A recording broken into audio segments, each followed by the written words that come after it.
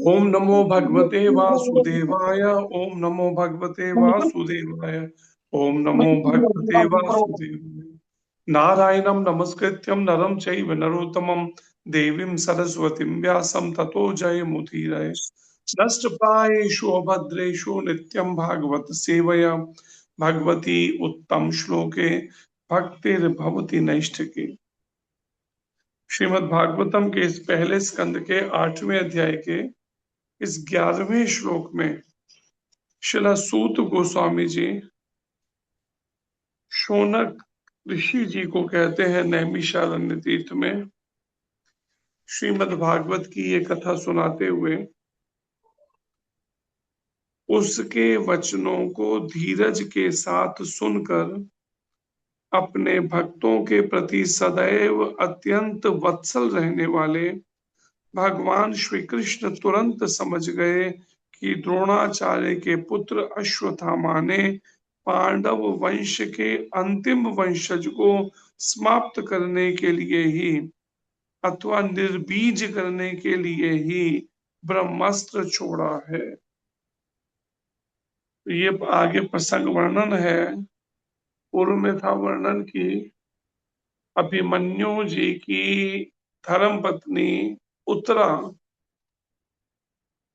जिनको उनकी सासू माँ ने द्रौपदी महारानी ने पहले से सिखा रखा था कि कभी भी जीवन में संकट आए, कष्ट आए, एकमात्र भगवान श्री कृष्ण को ही पुकारना और किसी को नहीं।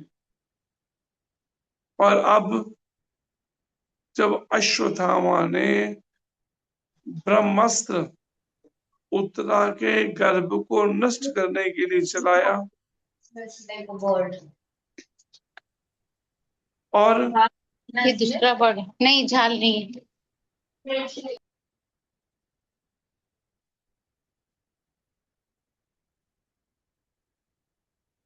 उत्तरा माता जो है सीधे भगवान श्री कृष्ण के शरण में दौड़ती हुई आई और प्रार्थना करते हुए कहती हैं कि हे देवाधिदेव, हे ब्रह्मांड के स्वामी, आप सबसे महान योगी हैं, कृपया मेरी रक्षा करें, क्योंकि इस द्वैत पूर्ण जगत में मुझे मृत्यु के पाश से बचाने वाला आपके अतिरिक्त अन्य कोई नहीं है। हम कहीं तो विश्वास करें।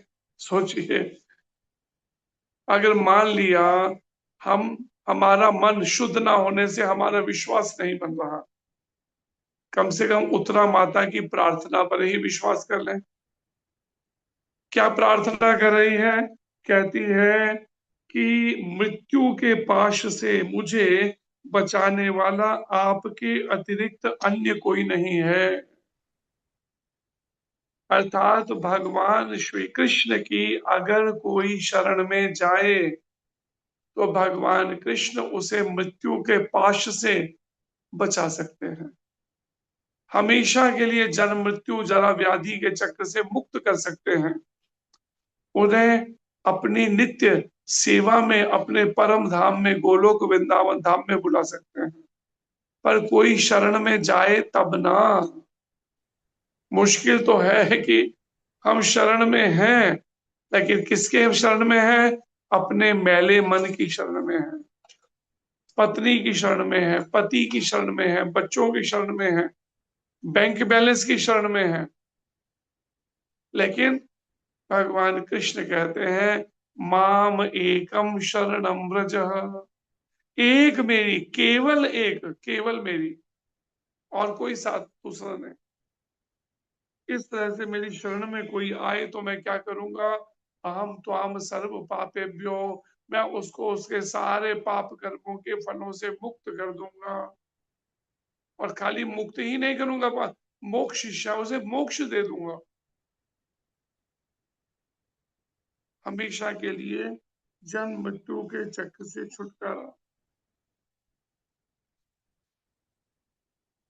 हे प्रभु, आप सर्वशक्तिमान हैं, एक दहकता हुआ लोहे का बाण मेरी ओर तेजी से आ रहा है। मेरे प्रभु, यदि आपकी इच्छा हो तो यह मुझे भले ही जला दे।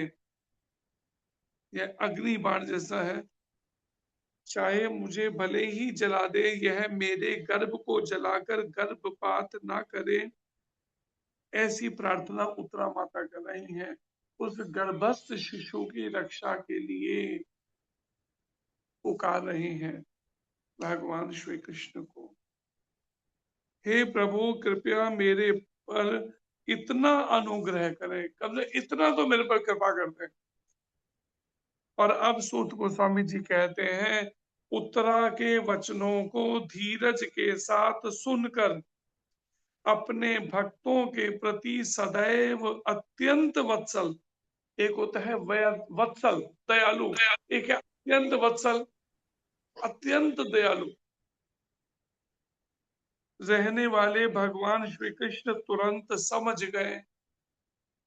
भगवान तो वैसे तो सब कुछ जानते हैं कि कब कहां पर क्या हो रहा है, संपूर्ण ब्रह्मांडों की खबर। लेकिन यहाँ पर वर्णन है, भगवान श्री श्री कृष्ण तुरंत समझ गए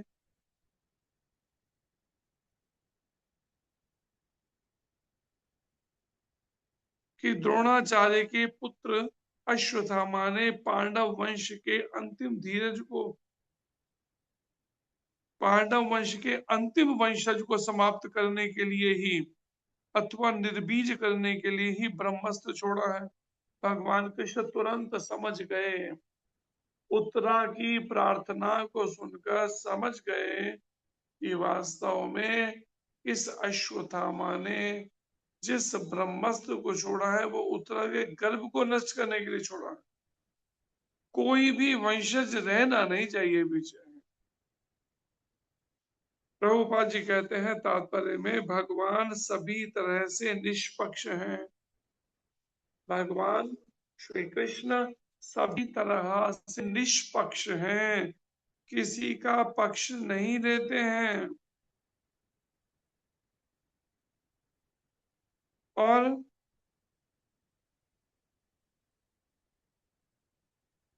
तो भी वे अपने भक्तों का पक्ष लेते हैं। ऐसे तो भगवान निष्पक्ष है बिल्कुल, सभी तरह से, मन से, वाणी से, कर्मों से निष्पक्ष। तो भी वो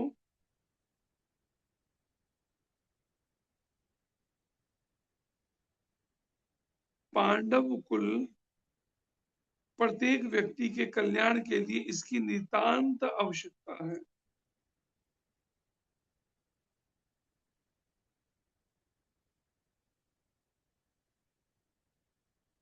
आवश्यकता, पांडव कुल भक्त कुल था, अतएव भगवान चाहते थे कि वे विश्व के ऊपर शासन चलाएं। भगवान श्री कृष्ण की भी इच्छा है कि भक्त शासन करें, चाहे फिर वो क्षत्रिय हो, फिर या फिर ब्राह्मण ही क्यों ना हो, या वैश्य हो, लेकिन भक्त होने चाहिए। क्योंकि जो भक्त है, जो वैष्णव है, वही वास्तव में दूसरे के पीड़ा को समझ सकते हैं। से कह देना एक शब्दों में, वैष्णव जन को तेरे रे कहिए जी, पीर पराही जाने रे। कि वैष्णव जो है वो दूसरे के पीर, दूसरे के कष्ट को वही जान सकता, समझ सकता। अगर हमें दूसरे के कष्ट में कोई दुख नहीं लगता, इसका मतलब वैष्णव स्वभाव नहीं।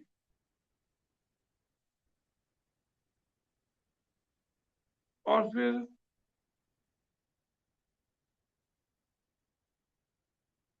आगे तात्पर्य में प्रभुपाद जी कहते हैं,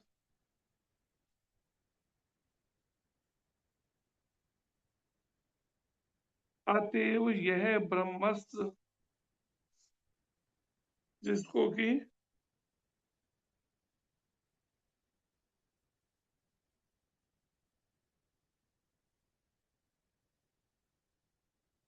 पांडव कुल भक्त कुल था, अतएव भगवान चाहते थे कि वे विश्व के ऊपर शासन चलाएं। यही कारण था कि दुर्योधन बल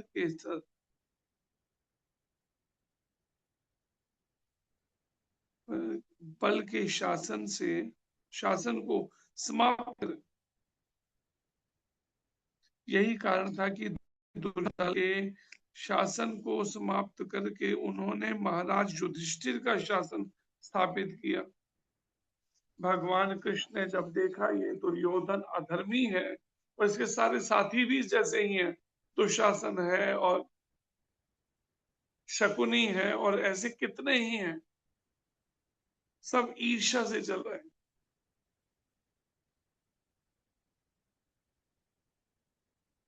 और यही कारण था कि दुर्योधन दल के शासन को समाप्त करके उन्होंने महाराज युधिष्ठिर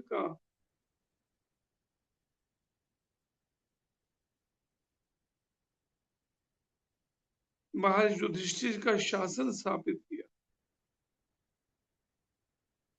इसीलिए वे गर्भ में स्थित महाराज परीक्षित की रक्षा करना चाह रहे थे। वे नहीं जानते थे कि संसार पांडव कुल से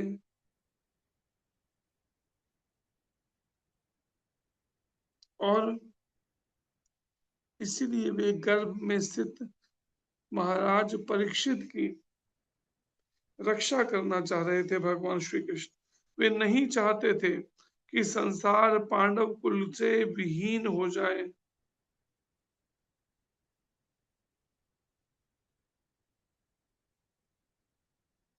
जो भक्तों का आदर्श कुल है,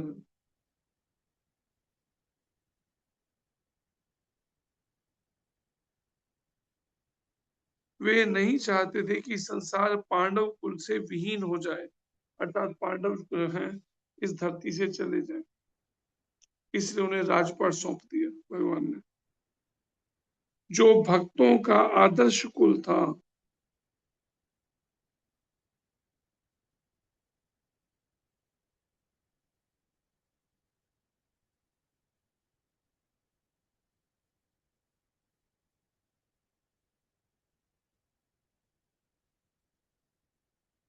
अब इससे विचार करिए कि संसार पांडव कुल से विहीन ना हो जाए, इस तरह की आप विचार कीजिए। विचारधारा सोच कैसे है? प्रभुपाद जी कहते हैं भगवान श्री कृष्ण स्वयं चाहते हैं कि पांडव कुल ही शासन करे हस्तिनापुर पर। जो भक्तों का आदर्श कुल था पांडव कुल, उनके अपने एक आचरण, एक मर्यादा, एक अलग ही जो भी भटकाव आते लगे उसको चैतन्य महाप्रभु की कृपा से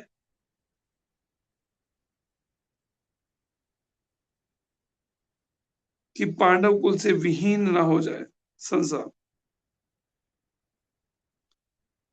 जो भक्तों का आदर्श कुल था। 12वां श्लोक हो गया।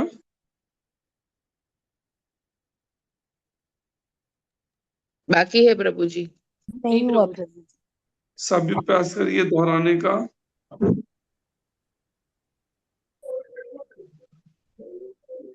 तरहो वात मुनि श्रेष्ठ तरहो बात श्रेष्ठ पांडवः पंच सायकान् पांडवः आत्मनो अभिमुखान् दीप्त आत्मनो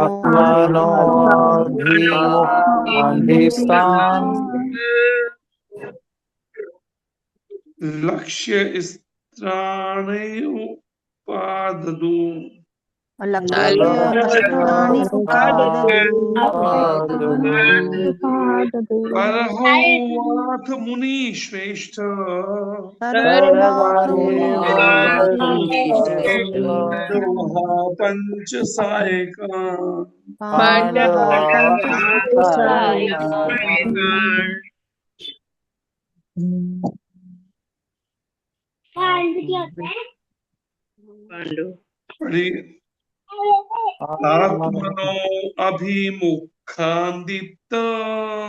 आत्मनो अभिमुखान्दित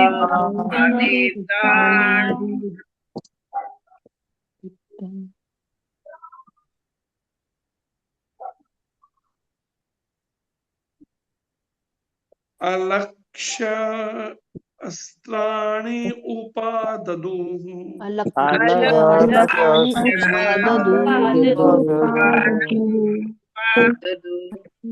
पढ़िए मूर्ति प्रभु। हरे कृष्ण प्रभु जी, दंड प्रणाम। हरे कृष्ण। कार्यवाथ मुनि श्रेष्ठ पांडवा पंच सायकान आत्मनो अभिमुखान दीप्तान अलक्ष्य अस्त्राणि उपाददु। थैंक यू प्रभु जी। हरे कृष्ण। हरे कृष्ण। सोनिया शर्मा माता। हरे कृष्ण प्रभु जी, सादर प्रणाम। हरे कृष्ण। त्रहो बाथ मुनि श्रेष्ठ पांडवः पंच सायकान् आत्मनो अभिमुखान् दीप्तान् अलक्ष्यास्त्रान् युपादतु। हरे कृष्ण प्रभु जी, सादर प्रणाम। हरे कृष्ण। सोनिया कुकरेजा माता। हरे कृष्ण प्रभु जी, प्रणाम। हरे कृष्ण। गृह्यवाथ मुनि श्रेष्ठ पांडवा पंच सायकान् आत्मनो अभिमुखान् दीप्तान् अलक्ष्य अस्त्राणि उपाददुः। हरे कृष्ण। अनुवाद पढ़िए पवन माता। हरे कृष्ण प्रभु जी, दंडवत प्रणाम। हरे कृष्ण। हे महान विचारकों, मुनियों में अग्रणी शौनक उस दहकते हुए ब्रह्मास्त्र को अपनी ओर आते देखकर पांचों पांडवों ने अपने अपने पांचों हथियार संभाले। हरे कृष्ण प्रभु जी, दंडवत प्रणाम। हरे कृष्ण। तात्पर्य पढ़िए दर्शना माता। हरे कृष्ण प्रभु जी, दंडवत प्रणाम। हरे कृष्ण। तत्पर्य शीला प्रभुपाद जी के द्वारा शीला प्रभुपाद जी की जय। ब्रह्मास्त्र परमाणु हथियारों से भी सूक्ष्म होता है। अश्वत्थामा ने महाराज युधिष्ठिर आदि पांचों पांडवों को तथा उत्तरा के गर्भ में स्थित इनके एकमात्र पुत्र को मारने हेतु ब्रह्मास्त्र छोड़ा था। एतेव जे ब्रह्मास्त्र जो परमाणु हथियार की अपेक्षा अधिक प्रभावशाली तथा सूक्ष्मतर होता है, परमाणु बमों की तरह अंधा नहीं था। जब परमाणु बम छोड़े जाते हैं तो वे लक्ष्य तथा अन्य वस्तुओं में अंतर नहीं कर पाते। ये ब्रह्म मुख्य रूप से निर्देशों का हानि पहुंचाते हैं, क्योंकि इन पर कोई नियंत्रण नहीं होता। लेकिन ब्रह्मास्त्र ऐसा नहीं होता। ये लक्ष्य को पहचानता है और निर्दोष की क्षति पहुंचाए बिना आगे बढ़ता है। हरे कृष्ण प्रभु जी, धन्यवाद प्रणाम, धन्यवाद। हरे कृष्ण। तो यहाँ पर वर्णन है, सूत गोस्वामी जी आगे कहते हैं शौनकादि ऋषियों से कि सर्वशक्तिमान भगवान श्री कृष्ण ने यह देखकर कि उनके अनन्य भक्तों पर जो पूर्ण रूप से उनके शरणागत थे, महान योगी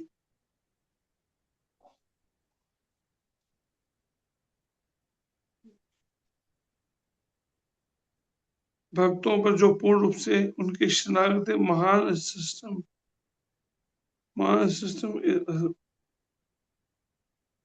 महान संकट आने वाला है। ये जब देखा पूर्ण रूप से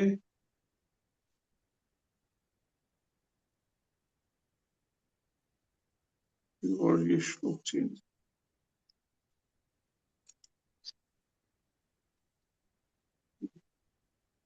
हे महान विचारकों अथवा मुनियों में अग्रणी शौनक जी, उस दहकते हुए ब्रह्मास्त्र को अपनी ओर आते देखकर पांचों पांडवों ने अपने अपने पांचों हथियार संभाले।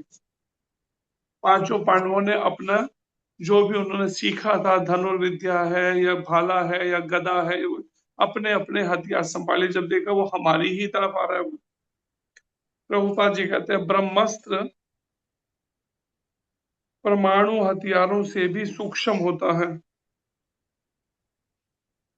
अश्वत्थामा ने महाराज युधिष्ठिर आदि पांचों पांडवों को तथा उत्तरा के गर्भ में स्थित उनके एकमात्र पौत्र को मारने के लिए अपना ब्रह्मास्त्र छोड़ा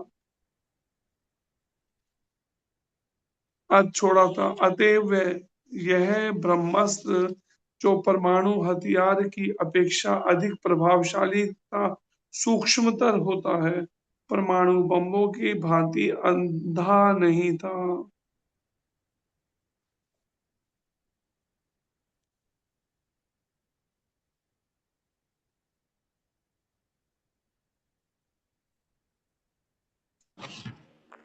और एकमात्र पांचों पांडवों को तथा उत्तरा के गर्भ में स्थित उनके एकमात्र पौत्र को मारने के लिए अपना ब्रह्मास्त्र छोड़ा था अश्वत्थामा ने।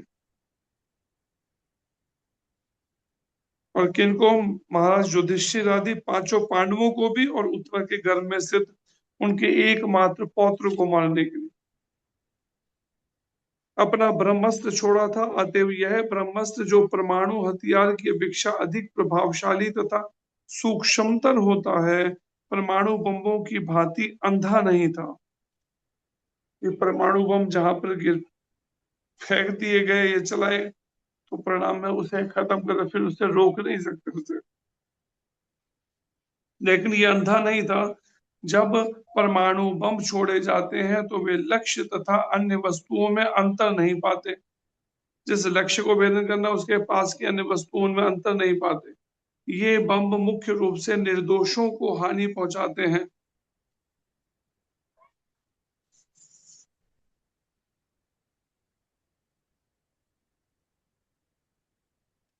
क्योंकि इन पर कोई नियंत्रण नहीं होता। लेकिन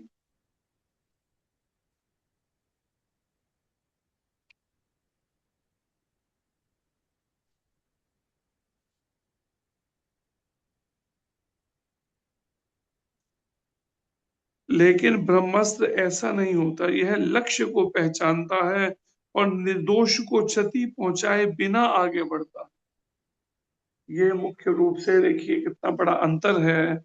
इतना सब प्रगति ये अपनी मानते हैं कि इन्होंने साइंस में परमाणु बम बना लिए, लेकिन यहाँ पर प्रभुपाद जी कहते हैं परमाणु बम जो है उसके अंदर बुद्धि नहीं होती, वो जिधर के लिए चलाया गया बस वहां के लिए चल पड़ता है। लेकिन ये जो यहाँ वर्णन है,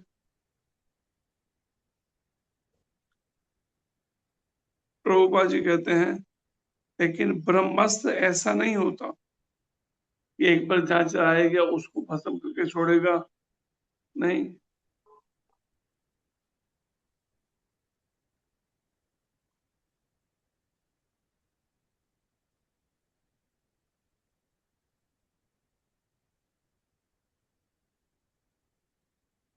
यह लक्ष्य को पहचानता है और निर्दोष को क्षति पहुंचाए बिना आगे बढ़ता।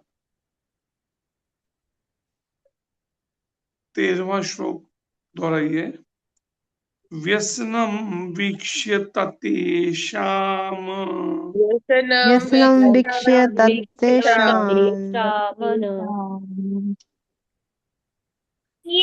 ये जो पीठ में अनन्य विषयात्मनाम् अनन्या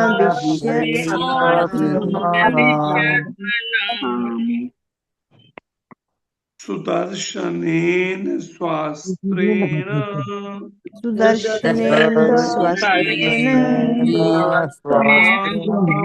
श्याम वेदाद्विदुः। स्वानां विभु व्यसनं वीक्ष्य व्यसनं तत्तेषाम् वीक्ष्य व्यसनं तत्तेषाम्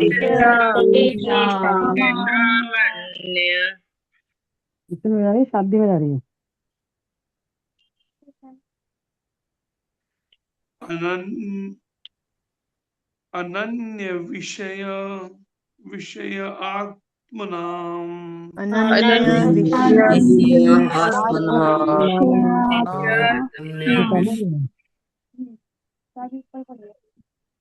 सुदर्शनेन स्वास्त्रेण सुदर्शनेन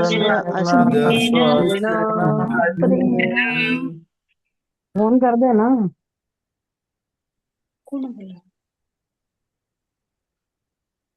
स्वानाम रक्षाम वेदाद्विभु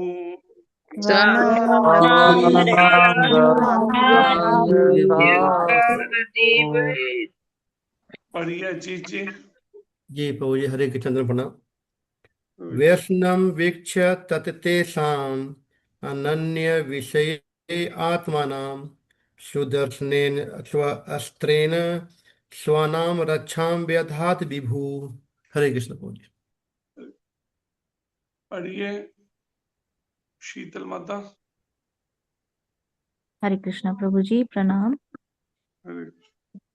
व्यसनं वीक्ष्यं तत्तेषाम् अन्यं विषय आत्मनां सुदर्शनेन स्वास्त्रेण स्वानां रक्षां व्यधात् विभु। हरे कृष्ण प्रभु जी।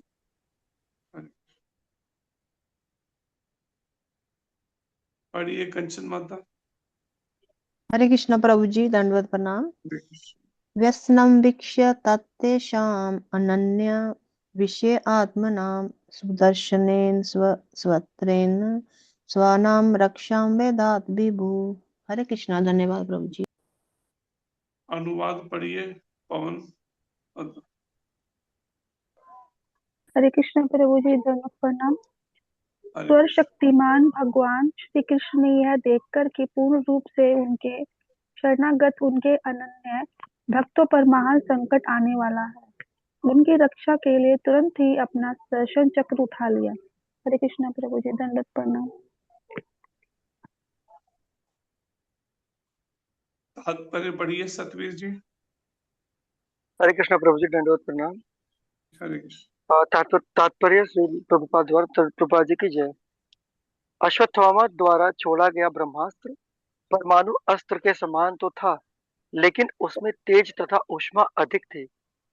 यह ब्रह्मास्त्र अधिक सूक्ष्म विज्ञान की देन है, जो सूक्ष्म ध्वनि अर्थात वेदों में अंकित एक मंत्र का प्रतिफल है। इस अस्त्र का दूसरा गुण यह है कि यह परमाणु बम की तरह अंधा नहीं होता, क्योंकि अन्य किसी पर क्षति के बिना केवल लक्ष्य पर ही इसका संधान किया जा सकता है। अश्वत्थामा ने इसे पांडुकुल के समस्त पुरुष सदस्यों को समाप्त करने हेतु छोड़ा था। अतएव एक प्रकार से यह परमाणु बमों से अधिक घातक था, क्योंकि यह सर्वाधिक सुरक्षित स्थान में भी प्रवेश कर सकता था और लक्ष्य को कभी नहीं चूकता था। यह सब जानते हुए भगवान श्री कृष्ण ने तुरंत ही अपने भक्तों की रक्षा करने हेतु अपना निजी अस्त्र उठा लिया, क्योंकि ये भक्त भगवान श्री कृष्ण के अतिरिक्त अन्य किसी को नहीं जानते थे। श्रीमद् भगवद गीता में श्री भगवान ने स्पष्ट रूप से वचन दिया है कि उनके भक्त कभी विनष्ट नहीं होते। वे भक्तों द्वारा की गई भक्तिमय सेवा की मात्रा या गुण के आधार पर कार्यवाही करते हैं। यहाँ पर अनन्य विषयात्मनाम शब्द महत्वपूर्ण है। देवगण स्वयं महान योद्धा होते हुए भी श्री भगवान के संरक्षण पर 100% आश्रित थे, लेकिन श्री भगवान बड़े से बड़े योद्धाओं की उपेक्षा करके क्षण भर में उनका विनाश कर देते हैं। जब उन्होंने देखा कि अश्वत्थामा के ब्रह्मास्त्र को काटने हेतु पांडवों के पास बिल्कुल समय नहीं रह गया, तो उन्होंने अपने ही प्रण को तोड़ते हुए तुरंत अपना अस्त्र उठा लिया। यद्यपि कुरुक्षेत्र का युद्ध समाप्त प्राय था, तो भी अपने प्रण के अनुसार उन्हें अपना अस्त्र नहीं उठाना चाहिए था। लेकिन इस समय तो प्रण की अपेक्षा आपातकाल अधिक महत्वपूर्ण था। वे भक्त वत्सल के रूप में अधिक सुविदित हैं। अतएव वे ऐसे सांसारिक आदर्शवादी नहीं बनना चाहते जो कभी अपना प्रण नहीं तोड़ते, अपितु उन्होंने भक्त वत्सल बने रहना अधिक पसंद किया। हरे कृष्ण प्रभु जी, दंडवत प्रणाम। यहाँ पर जो वर्णन है, आगे श्रीसूत गोस्वामी जी कहते हैं, सर्वशक्तिमान भगवान श्री कृष्ण ने यह देख कर कि उनके अनन्य भक्तों पर जो पूर्ण रूप से उनके शरणागत थे, महान संकट आने वाला है, उनकी रक्षा के लिए तुरंत ही अपना सुदर्शन चक्र उठा लिया। तात्पर्य में श्रील प्रभुपाद जी कहते हैं, अश्वत्थामा द्वारा छोड़ा गया ब्रह्मास्त्र परमाणु अस्त्र के समान। कल कत्ती है परसों नवा साल करो।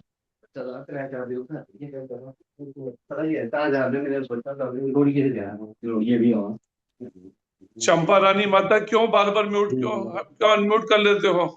हाँ, कहाँ ध्यान है तुम्हारा? पहले भारती माता ने कर रखा था, दर्शना माता ने किया हुआ था, कहाँ पर हो तुम्हारा ध्यान?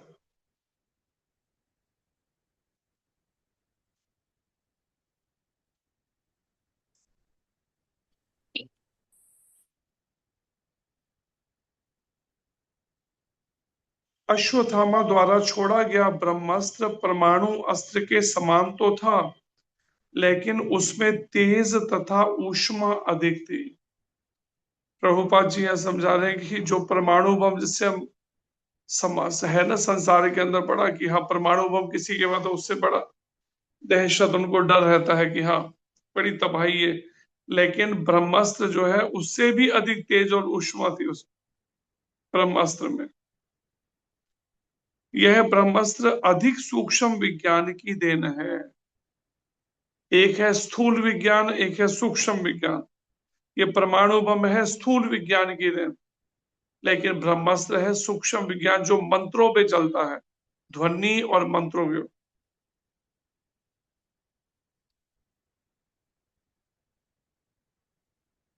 जो सूक्ष्म ध्वनि अर्थात वेदों में अंकित एक मंत्र का प्रतिफल है, वेदों में अंकित ऐसा कुछ मंत्र है, उसके प्रतिफल है ब्रह्मास्त्र। इस अस्त्र का दूसरा गुण यह है कि यह परमाणु बम के समान अंधा नहीं होता। परमाणु बम को जहां पर डाला गया वो वहीं पर जाकर गिरेगा और जो भी होगा उसको तबाह कर देगा।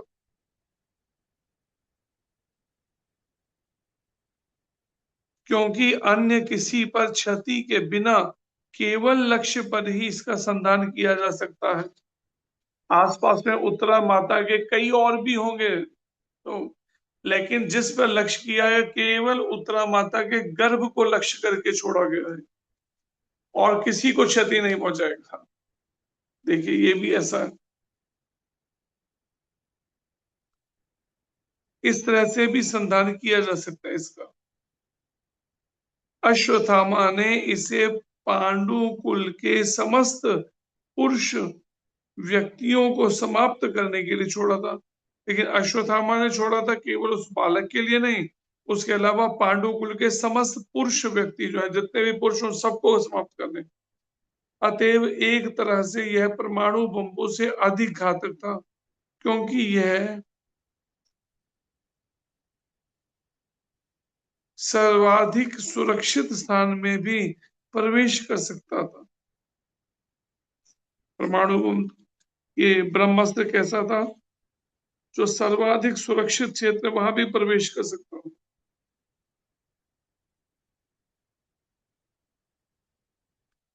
और लक्ष्य को कभी नहीं चूकता था, कभी भी लक्ष्य को चूकता नहीं ब्रह्मास्त्र। यह सब जानते हुए भगवान श्री कृष्ण ने तुरंत ही अपने भक्तों की रक्षा करने के लिए अपना निजी अस्त्र उठा लिया, अर्थात सुदर्शन चक्र उठा लिया, जो उनका निजी अस्त्र है भगवान का, क्योंकि ये भक्त श्री कृष्ण के अतिरिक्त अन्य किसी को नहीं जानते थे। जिस तरह से पुकार रही थी उतना वादा, जैसे और किसी को जानते ही नहीं, केवल भगवान कृष्ण के अलावा।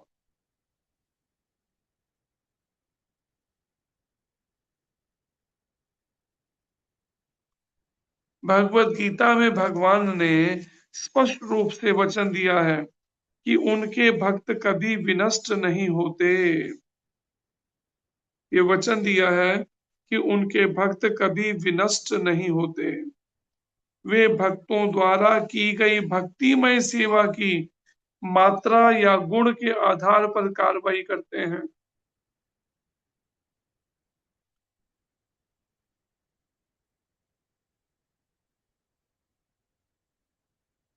वे भक्तों द्वारा की गई भक्तिमय सेवा, भक्तिमय जो भक्ति भाव से जो सेवा की भक्तों ने, उसको देखकर उसके गुण और या फिर मात्रा जो है, कितनी लगन से कितनी सेवा, उसके आधार पर ही कार्रवाई करते हैं। भगवान उनकी रक्षा करते हैं उसके अनुसार। यहाँ पर अनन्य आत्म नाम शब्द महत्वपूर्ण है। पांडवगण स्वयं महान योद्धा होते हुए भी भगवान ने संरक्षण पर 100% आश्रित थे।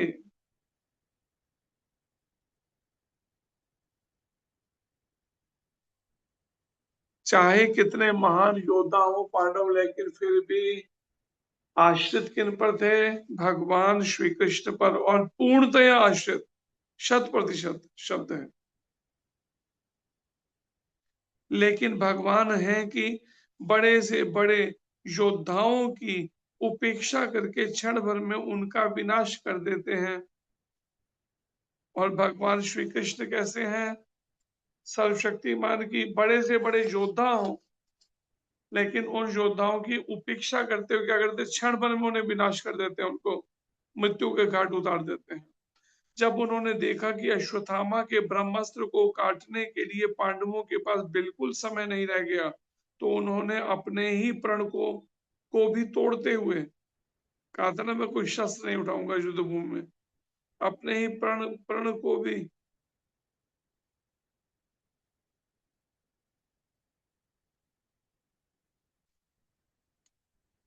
और जो प्रण लेकर रखा है, मैं कोई शस्त्र नहीं उठाऊंगा, तोड़ते हुए क्या किया? तुरंत अपना अस्त्र उठा लिया।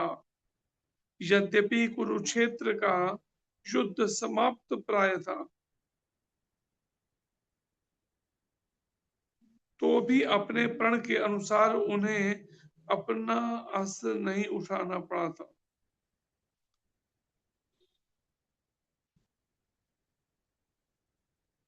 लेकिन इस समय तो प्रण की अपेक्षा आप्तकाल अधिक महत्वपूर्ण था। जैसे इमरजेंसी होती है कोई, तो वो अधिक महत्वपूर्ण था, जबकि पूरे युद्ध में नहीं उठाया, लेकिन अब उठा लिया रक्षा के लिए। वे भक्त वत्सल के रूप में अधिक सुविदित हैं। कहे जाते हैं भगवान श्री कृष्ण के लिए बहुत ही भक्त वत्सल है।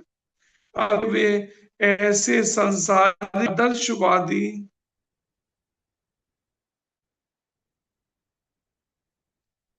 अतः वे ऐसे सांसारिक आदर्शवादी नहीं बनना चाहते,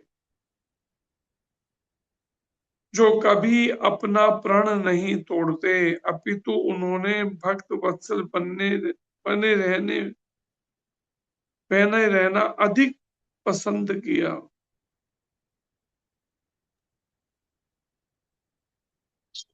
तो ये प्रभुपाद जी वर्णन कर रहे हैं यहाँ पर कि केवल भगवान श्री कृष्ण आदर्शवादी नहीं बनना चाहते। कई बार होता है ना कि हमने कोई, जैसे पितामह, वो इस तरह का ही कुछ आदर्शवादी दृष्टिकोण से उन्होंने जब पहले मान लिया उन्होंने कुछ संकल्प किया, लेकिन अगर अधर्म उस पक्ष में आ गया और धर्म दूसरे पक्ष में चला गया, पितामह को भी उनका साथ छोड़ देना चाहिए था शास्त्र का। नहीं छोड़ा तो उनको भी भुगतना पड़ गया परिणाम उसके। ठीक ऐसे ही प्रभुपाद जी कहते हैं,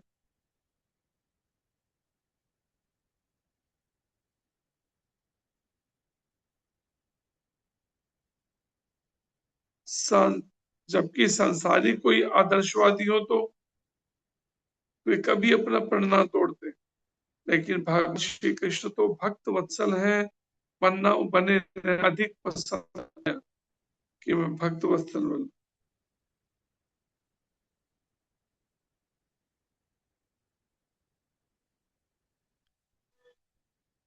इस बात को विचार कीजिए, जीवन में कई बार ऐसी परिस्थितियां आती हैं जिस समय थोड़ी भी अगर निर्णय लेने में अगर गलती की, एक और कर्म फिर तैयार हो जाएगा। इसलिए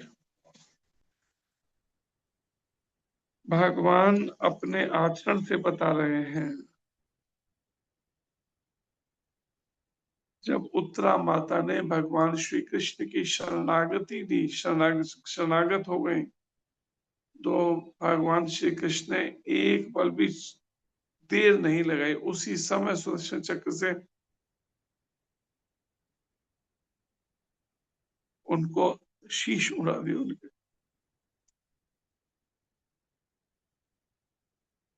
इस तरह से ध्यान, उस समय अश्वत्थामा जो है उसके उस ब्रह्मास्त्र से रक्षा कर गए, उस समय स्वयं ही गर्भ में प्रवेश कर गए। विचार कीजिए, ऐसे भक्त वत्सल जो भगवान हैं, हमें भी उनकी शरण लेनी चाहिए, जो हर परिस्थिति में हमारी रक्षा भी करना जानते हैं और पालन पोषण भी करना जानते हैं।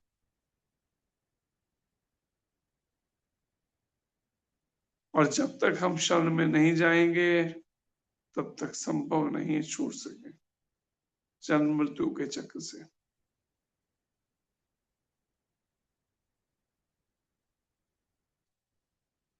हरे कृष्णा। धन्यवाद। ग्रंथ राज श्रीमद् भागवत महापुराण की जय। भगवान श्री वेद व्यास जी की जय। श्री नारायण ऋषि जी की जय। की देवी सरस्वती माता की जय।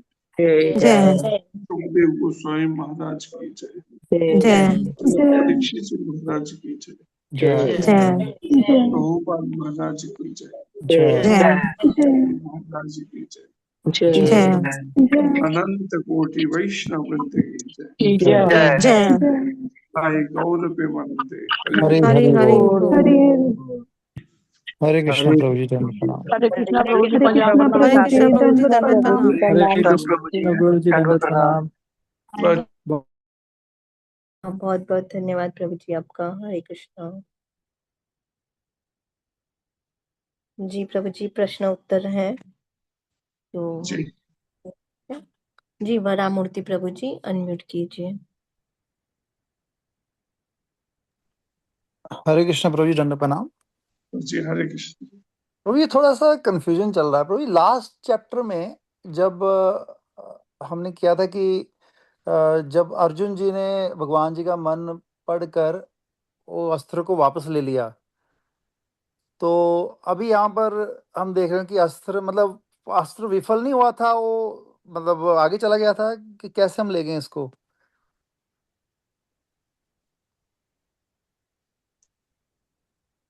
अस्त्र क्या, दोबारा लास्ट वाली लाइन। तो जी लास्ट चैप्टर में हमने पढ़ा था ना कि जब अश्वत्थामा ने अस्त्र चलाया था तो भगवान जी ने अर्जुन को बोला तो अपना भी ब्रह्मास्त्र चला। फिर वो भगवान जी के मन को पढ़कर अर्जुन जी ने वो अस्त्र दोनों ही उसको वापस लेना तो आता नहीं था, तो अर्जुन जी ने दोनों अस्त्र को वापस ले लिया था। तो यहाँ पर हम देख रहे हैं कि वही अस्त्र दोबारा अटैक कर रहा है। ये वो अस्त्र सेम ही था कि दोबारा उसने फिर अटैक किया था? नहीं नहीं, दोबारा नहीं किया। जिस समय में उसने अस्त्र छोड़ा, इधर उत्तरा माता जो है उन्होंने भगवान श्री कृष्ण को प्रार्थना की उनके चरणों में। जैसे ही प्रार्थना की, भगवान कृष्ण ने देखा कि पांडवों के पास अभी समय नहीं है, बचा ही नहीं समय, कि जब तक वो कोई और संधान करेंगे तब तक तो ये जला डालेगा। तो उसी समय भगवान ने एक रूप लेकर गर्भ में प्रवेश किया उसकी रक्षा करने, और दूसरे रूप में अर्जुन को फिर कहा कि अब कर इसको, अपने ब्रह्मास्त्र से इसको काट, इस ब्रह्मास्त्र को। ओके, ये बात अच्छा दोनों एक अच्छा, हो गए। लेकिन मतलब जब उससे किसी विषय को हाँ समझाते हुए उसके अंदर उन्होंने जब लिख के, तो इस तरह से अलग अलग विषय को उससे समझाने के लिए वो आगे पीछे से आप कह रहे हैं कि दो विषय हो गए। ये दो बार नहीं, ठीक वो है जी, एक ही बार का है ब्रह्मास्त्र। एक ही बार है। ठीक हरे है प्रभु जी, Krishna. Thank you, thank you Krishna. जी पिंकी माता जी अनम्यूट कीजिए। हरे कृष्णा प्रभु जी, दंडवत प्रणाम। हरे कृष्ण। प्रभु जी, एक जो बुक है कुंती माता की, तो उसमें प्रभु जी जैसे लिखा था भगवान श्री कृष्ण जो है वो सबसे ज्यादा मतलब उन्हें प्राप्त करने के लिए सबसे सरल जो भगवान का स्वरूप है वो कृष्ण का है। तो प्रभु जी जो हम बाकी संप्रदाय में देखते हैं भगवान राम की पूजा होती है और तिरुपति बालाजी साउथ में, तो प्रभु जी मतलब जैसे हमारे गौड़े में जो है गौड़ीय वैष्णव में भगवान श्री कृष्ण की जो है साक्षात पूजा की जाती है, तो जो बाकी संप्रदाय हैं प्रभु जी उनके लिए क्या दुर्लभ है, इस तरीके से हम समझ सकते हैं या फिर इसे हम कैसे समझ सकते हैं प्रभु जी, क्योंकि वहां पे तो डायरेक्ट भगवान की नहीं हो रही पूजा कृष्ण रूप में। उनके लिए दुर्लभ कौन सी, अपनी वाली जो पूजा है वो वाली दुर्लभ क्या जानना चाहते हैं, या इस वाली को दुर्लभ करना चाहते हैं? क्या आप दोनों में से किसके लिए कह रहे हैं? मतलब प्रभु जी उसमें इस तरीके से लिखा था कि कृष्ण रूप में जो है भगवान बहुत ज्यादा सरल है, उन्हें प्राप्त करना कृष्ण रूप में सबसे ज्यादा सरल है। तो वहां तो बाकी रूपों में स्वरूपों में पूजा हो रही है, डायरेक्ट कृष्ण रूप में नहीं हो रही है। जैसे वेंकटेश भगवान हो गए, राम भगवान हो गए और नरसिंह भगवान हो गए, तो जो इनकी पूजा कर रहे हैं तो उनके लिए क्या दुर्लभ है प्रभु जी, ये जानना चाह रही हूँ अगर कोई करता है। दुर्लभ क्या है फिर? वही अधूरी बात छोड़, दुर्लभ भगवान कृष्ण की पूजा को भगवान दुर्लभ कह को रहे हैं, या प्राप्त करना, वेंकटेश भगवान की पूजा को उनके लिए दुर्लभ कह रहे हैं? किसके लिए कह रहे हैं आप? ये शांत मतलब एक भगवान बात को बताओ। प्राप्त करने वाला सरल मार्ग प्रभु जी, मार्ग भगवान के लिए प्राप्ति के भगवान लिए। भगवान तो सभी है, वो भी भगवान ही है। आप किन के लिए प्रश्न कर रहे हैं मेरे को तो ये बताइए ना। भगवान कृष्ण के लिए कह रही है जो उनको? जी प्रभु जी जैसे अलग रूप में जो पूजा कर रहे हैं, मतलब जैसे लिखा है ना इसमें लाइंस स्पष्ट कृष्णा, लिखे प्रभु जी की सरल रूप में हरि बोल। प्राप्त कर सकते हैं कृष्ण रूप में। प्रभु जी माता जी पूछना चाहते हैं, देखिए माता जी करेक्ट कीजिएगा अगर, कि अगर कोई राम भगवान की, नरसिंह भगवान की या वेंकटेश भगवान की पूजा करता है तो क्या उसको जो पूजा पद्धति है या मतलब मेथड है या जो भक्ति करने का है वो हार्ड है और कृष्ण की जो है वो सरल है? ये सबसे पहले यही पूछना चाहती है माता जी।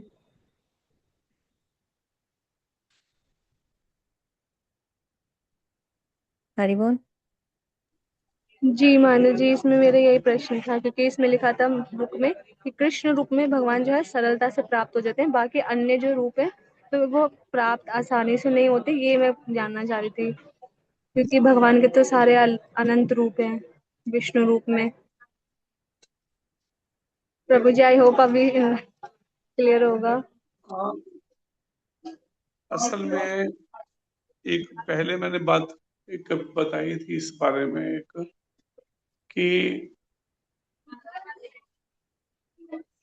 बाल रूप की जैसे भगवान की पूजा है या सेवा है, या जैसे गोलोक धाम में है भगवान का, उसमें भगवान जब अपने घर में होते हैं, जैसे एक सामान्यतः मैंने एग्जांपल दिया था प्रभुपाद जी का दिया हुआ, कि प्रभुपाद कहते हैं कि मजिस्ट्रेट जज जो है जब अपने घर पर है तो कैसे रहता है, एकदम बिल्कुल सामान्य व्यक्ति की तरह, एकदम वैसे सरलता से पत्नी से, बच्चों से, परिवार से, कुटुंब से करता है व्यवहार। लेकिन वहीं पर जब ऑफिशियली होता है जैसे, तो वहां पर कैसा होता है, उसका व्यवहार बिल्कुल अलग होता है जब मजिस्ट्रेट के पद। ऐसे ही ऐसा वर्णन है कि भगवान जब अपने धाम में होते हैं गोलोक वृंदावन धाम में तो बिल्कुल ऐसे होते हैं जैसे गोपियां गोप बालकों के साथ बिल्कुल एक सरल उनका एक ऐसा व्यवहार। लेकिन फिर अन्य चतुर्भुज रूप में या ऐसे अवतारों में होते हैं तो उस समय क्या है, उनके विशेष रूप से किसी न किसी उद्देश्य को लेके होते हैं। जैसे शंख चक्र गदा पद्म के अंदर दो तो धारण किए हुए हैं भगवान ने कृपा करने के लिए, शंख है पद्म है, लेकिन वहीं पर गदा और चक्र जो वो धारण किए हुए वध करने के लिए, ऐसे दुष्टों का संहार करने के लिए। तो उनकी सेवाएं जो है उस तरह की, जैसे माधुर्य भाव की भक्ति है उससे डिफरेंट है। उनमें वैसा भाव या वैसी वो भक्ति भाव जो है एक बिल्कुल अलग ही है। जैसे कई बार ये बात थोड़ा सा कुछ उनको लगती है, लेकिन शास्त्र में कुछ ऐसा वर्णन कि भगवान राम जो है जैसे उनमें 12 कलाएं जैसे कही जाती हैं, लेकिन वहीं पर भगवान कृष्ण जो है 16 कला के अंदर उसमें कुछ अलग से ऐसे भगवान के हैं धाम के अंदर, जैसे वेणुवादन है, रासलीला है, गौचारण है, या इस तरह की कुछ लीलाएं हैं। तो बिल्कुल एक मतलब एक सरल एक उसमें करने वाली है, बिल्कुल सरल स्वभाव में भगवान के। बाकी भी भगवान के स्वरूप वही है, उन्हीं के ही आगे अवतार है ये सब। भगवान राम है या भगवान नरसिंह, भगवान वामन, लेकिन भगवान कृष्ण की लीलाएं अधिक मधुर हैं और सरलता से कह सकते हैं उनके। लेकिन जैसे कल बताया था कि परीक्षा वो उनका क्या है कि मेरी शरण में आओगे तो मैं मुक्ति दूंगा, वाली बात है। और जीव जो है वो बंधन में पड़ा है, वो जाए कैसे उन तक। लेकिन अन्य अवतारों के अंदर किसका है ये बीच में आवाज, किसकी आ रही है पीछे से? माता जी आप आंसर सुन रहे हैं या क्या? पीछे इतनी आवाजें आ रही है पिंकी माता। जी माता जी सॉरी, एक्चुअली मेरा ऑफिस में बैकग्राउंड वॉइस आ रहा है। माता जी प्लीज आप मुझे बाद में अनम्यूट कर दीजिए। म्यूट करके सुन सकते हो उस समय। तो भगवान श्री कृष्ण की लीलाएं जो हैं उनकी अधिक मधुर और अधिक वो हैं सरल, एक बिल्कुल उसमें है। बाकी भी अवतार हैं उनके भी, लेकिन भगवान श्री कृष्ण जो है उनकी अधिक मधुर है लीलाओं का।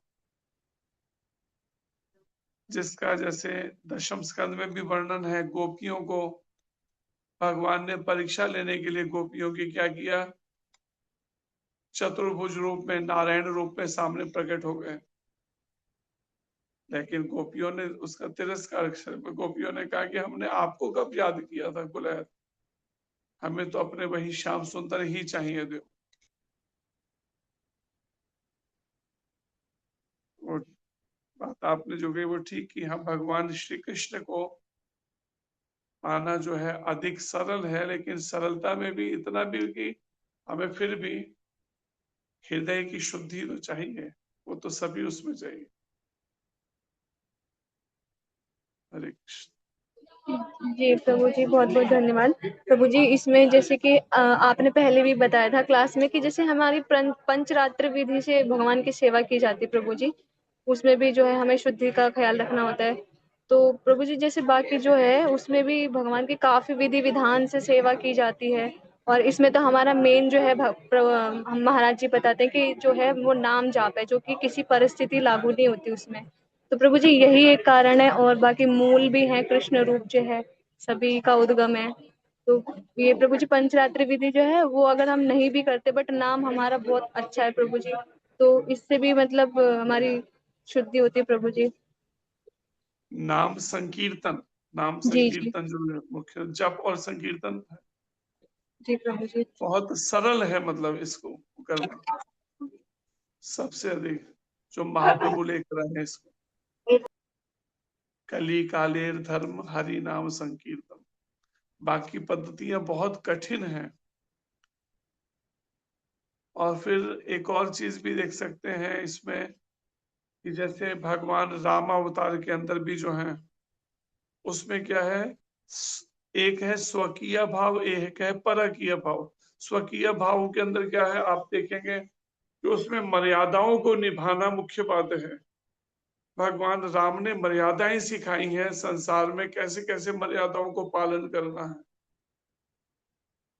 और जहां तक भगवान कृष्ण की लीलाओं में देखेंगे भक्तों के साथ, वहां पे मर्यादाओं को प्रभु ने उससे बहुत आगे के देहात बुद्धि से बिल्कुल अलग ही, वो केवल आत्मा है और परमात्मा को मिलन है परमात्मा का साथ, उनके उस तरह के वो अधिक दिव्य और वो है। लेकिन जब तक हम देहात्म बुद्धि से ऊपर नहीं उठे तब तक मर्यादित जीवन को सीखना ही होगा। भगवान राम जी जैसे सिखा रहे हैं। लेकिन जब उससे ऊपर उड़ जाए तब है वो परकीय भाव में वो प्रवेश कर सके, कर पाएंगे। मंद कोई रिश्ते उसका वो नहीं है, नहीं उनको भूल ही जाती है बिल्कुल अपने। तो एक अलग ही आनंद है जब आप देहात्म बुद्धि से आगे बढ़ जाएं। लेकिन उसी के लिए सबसे अधिक जितना हम इंद्रियों के तर्पण में लगेंगे उतना अधिक बंधन और बढ़ता चला जाएगा, और फिर वही मर्यादित तरीके से ही आपको आना पड़ेगा। पहले उसको पालन करना पड़ेगा एक लंबे समय तक, जैसे भगवान श्री राम सिखा रहे हैं। इसलिए श्रीमद् भागवत में भी 9वें स्कंद में भगवान राम की मर्यादाओं का वर्णन है। एक एक रिश्ते के प्रति, संबंध के प्रति भगवान कैसे निभा। लेकिन वहीं पर ही जब उस मर्यादाओं में पक जाएगा पूरा वो, उसके बाद कहीं उससे ऊपर उठ पाएगा। ये सब देहात बुद्धि के विचारों से, जहां पर फिर गोपियों को कोई और रिश्ता ही नहीं, कोई स्मरण होता, केवल भगवान कृष्ण, जैसे मीरा जी का भी भाव है, केवल कीर्तन गोपाल से। हरे कृष्ण।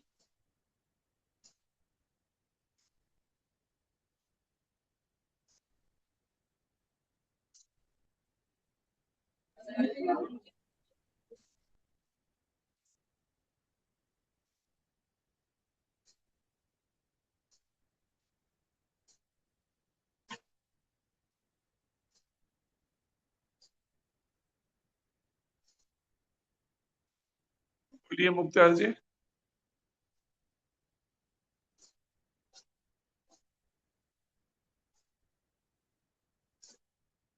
जी सॉरी प्रभु जी, एक्चुअली फोन हैंग हो गया तो मैं अनम्यूट नहीं कर पा रही थी, अभी कर रही हूँ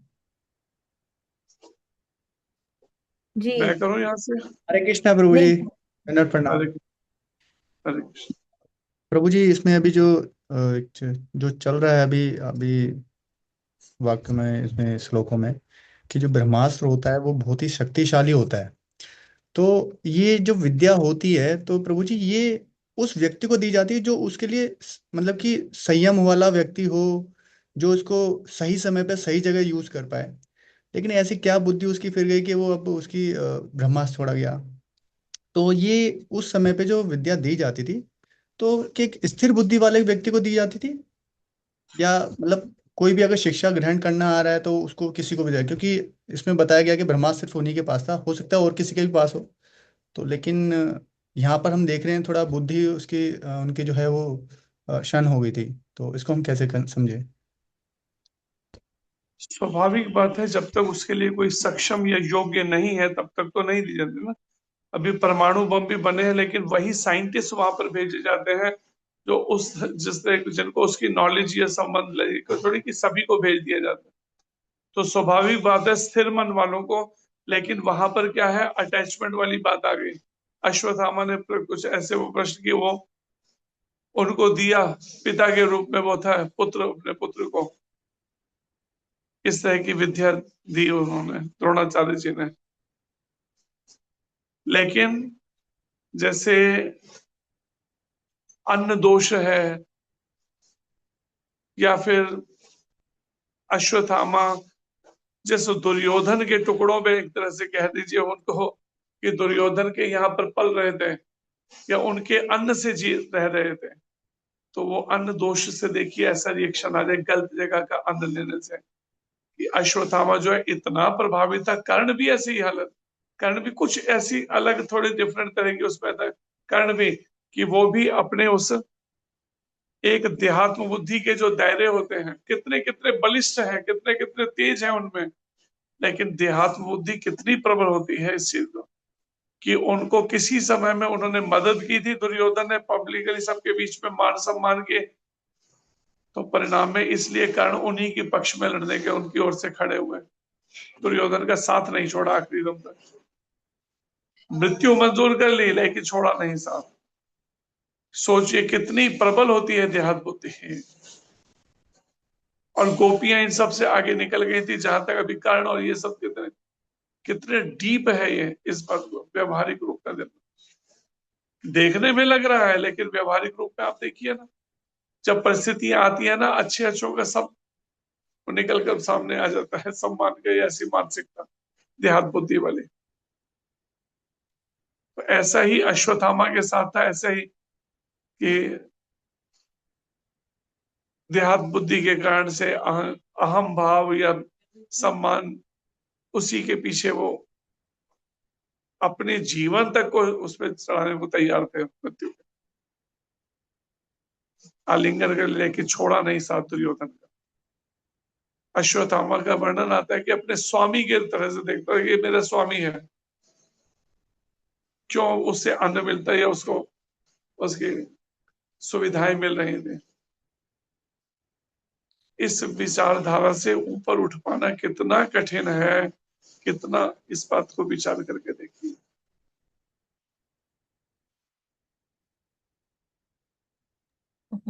हरे कृष्णा जी। शक्तिमती माता जी अनम्यूट कीजिए।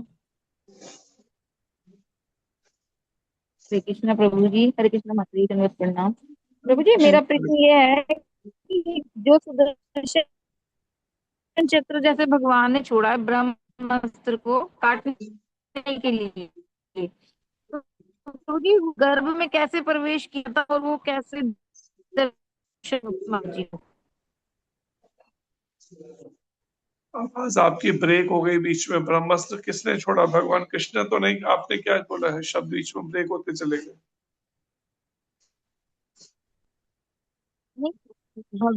भगवान ने सुदर्शन चक्र छोड़ा था ना, तो ब्रह्मास्त्र को काटने के लिए। तो एक ये भी तो सुना था कि परीक्षित महाराज जी ने भगवान के दर्शन किए थे, तो वो गर्भ में कैसे दर्शन किए थे? मैंने अभी बताया ना, एक रूप में भगवान ने चतुर्भुज रूप लेकर सुदर्शन चक्र गर्भ में प्रवेश करके उस बालक के चारों ओर घूम रहे हैं रक्षा करने के लिए, उस ब्रह्मास्त्र को पास नहीं आने दे उसके नजदीक, इस तरह से उसका रक्षा। तो जब गर्भ में जब भगवान ने प्रवेश कर लिया उसे रक्षा करने के लिए, उत्तरा माता की प्रार्थनाओं पर, जो भगवान सर्वशक्तिमान है, वहीं गर्भ में उनका दर्शन उसने किया। जो भगवान दिव्य उसमें है, यानी कि बहुत ही उस तरह से आध्यात्मिक दिव्य रूप में, जब वो चतुर्भुज रूप में जब गर्भ में सुदर्शन चक्र लेकर रक्षा कर रहे हैं, उस समय परीक्षित महाराज ने भगवान का गर्भ में ही दर्शन हो गया उन्हें।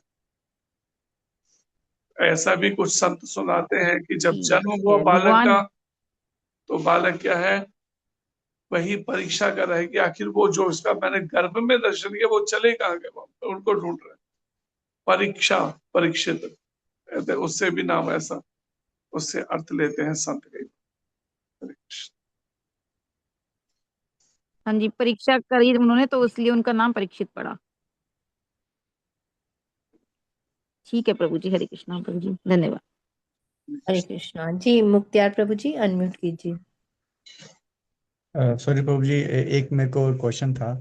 एक्चुअली है ना, कल हम डिस्कस कर रहे थे, मतलब कि वाइफ के साथ के जैसे लहसुन होता है, हमें तो वैसे वर्जित है, वो नहीं करना चाहिए। बट जैसे मेरे को किसी ने बताया था, जैसे आपके जोड़ों में दर्द है, सर्दियों में जैसे जोड़ों में दर्द होता है या पैर में दर्द होता है, तो तेल में वो लहसुन की गांठ मिला के उसको थोड़ा गर्म करके वो तेल लगाना है। तो प्रभु जी, मुझे विचार आया कि ये तो हमें तो अलाउड नहीं है, बट अगर लगाना है तो एक बार आपसे पूछने के लिए, इसलिए मैंने पूछना पड़ेगा प्रभु जी से एक बार। तो प्रभु जी, इसके क्या हम कर सकते हैं ऐसा? हाँ, किसी परिस्थिति में अगर ज्यादा दिक्कत है तो केवल सेवन तो, खाना तो एक डिफरेंट, लेकिन लगाने तक के लिए फिर प्रयोग किया जा सकता है उस परिस्थिति में, कोई ऐसी इमरजेंसी है, ऐसा कोई कष्ट है। जी प्रभु जी, क्योंकि वो ये ना कि हम अब उसकी स्मेल भी हमें कई बार ऐसा होता है कि स्मेल भी हमारे को ना ऐसा लगता है जैसे एक मतलब कि वोमिटिंग सा फील होता है, तो हम उस जगह ही हाँ, नहीं जाते। तमोगुणी है उसकी स्मेल भी। प्रभु जी, अब वो ये कि मजबूरी कई बार ऐसी होती है स्थिति कि जैसे अभी मैं बताया कि वो पैरों में जैसे घुटनों में दर्द होता है, तो बताया किसी ने कि भाई तिल का तेल और उसमें क्या कहते हैं आप, लहसुन की एक फाँक डाल लो और लौंग डाल के गर्म करके उसको लगाओगे तो उसमें जल्दी असर करता है। तो वही मैंने कहा पूछूं एक बार प्रभु जी से, तो कर सकते हैं यानी कि प्रभु जी। हम ऐसी किसी परिस्थिति में जब कष्ट हो जाता तो ऐसे में प्रयोग कर सकते हैं, खाली लगाने तक के। ठीक है प्रभु जी, धन्यवाद प्रभु जी। हरे कृष्ण, प्रणाम। जी दर्शना माता जी अनम्यूट कीजिए। हरे कृष्ण प्रभु जी, दंडवत प्रणाम। हरे कृष्ण। प्रभु जी, मैं कहीं पढ़ रही थी कि पांडव सारे नरक में गए और कौरव जो थे वो स्वर्ग में गए, स्वाय युधिष्ठिर के। ऐसे कैसे? वो तो भक्त थे भगवान के बहुत पक्के। क्या बोल रहे हैं दोबारा? मैं बोलती मैं कहीं शब्द पढ़ा था कि जो पांडव थे, पांचों पांडव, उनमें से युधिष्ठिर स्वर्ग में गए थे और बाकी सारे नरक में गए। और जो ये ऐसा बोलना भी अपराध है, वाणी से बोलना भी एक कलयुगी जो है मूर्खों के वो है, ऐसे लिखी गई पुस्तकों में, किताबों के अंदर लिखा गया। वाणी से उच्चारण बोलना भी गलत। जो भगवान के शुद्ध भक्त हैं, भगवान हर समय जिनके अंग संग रह रहे हैं, भीम जी, अर्जुन, नकुल, सहदेव के, कभी संभव है ऐसा हो कि वही मैं केवल वही कोई? पढ़ा था कहीं पर, कहीं वही मैं हाँ, तो तभी तो गलत पूछ रही हूँ। गलत प्रमाणित ग्रंथों को नहीं पढ़ोगे, इधर उधर से उठाओगे तो यही दंड मिलेगा। वाणी से भी अपराध करोगे और अपने मन के सोचने से भी अपराध होगा आपसे, जिससे उन्नति रुक जाएगी आध्यात्मिक। इसलिए प्रमाणिक ग्रंथों के अलावा कुछ मत पढ़ो ऐसे फालतू उठाकर, जिससे इस तरह के गलत विचार मन में जाए, जो भजन में फिर बाधा बनेंगे और अपराध और होगा सोचने और बोलने से। हरे कृष्ण। हरे कृष्ण भाई।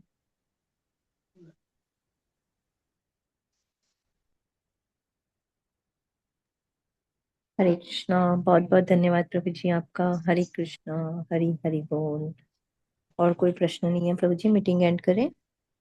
जी, हरे कृष्ण। वाञ्छाकल्पतरुभ्यश्च कृपा सिन्धुभ्य एव च पतितानां पावनेभ्यो वैष्णवेभ्यो नमो नमः। श्री गुरु महाराज की जय। जगत श्रील प्रभुपाद की जय। अनंत कोटि वैष्णव वृंद की जय। जय गौर प्रेमानंद। हरि हरि हरि बोल। हरि हरि बोल। बोल। हरे हरे कृष्णा कृष्णा प्रभु प्रभु जी, जी, दंडवत दंडवत हरे प्रणाम। कृष्ण प्रभु जी, दंडवत प्रणाम। हरे कृष्ण। हरे हरे कृष्ण जी। कृष्ण प्रभु जी, दंडवत प्रणाम। हरे हरे कृष्ण कृष्णा प्रभु प्रभु जी, जी, हरे दंडवत कृष्णा। प्रणाम। हरे कृष्ण जी। कृष्ण प्रभु जी, प्रणाम प्रभु जी। प्रभु हरे कृष्ण। जी, दंडवत प्रणाम। हरे कृष्णा। हरे कृष्णा, दंडवत प्रणाम प्रभु।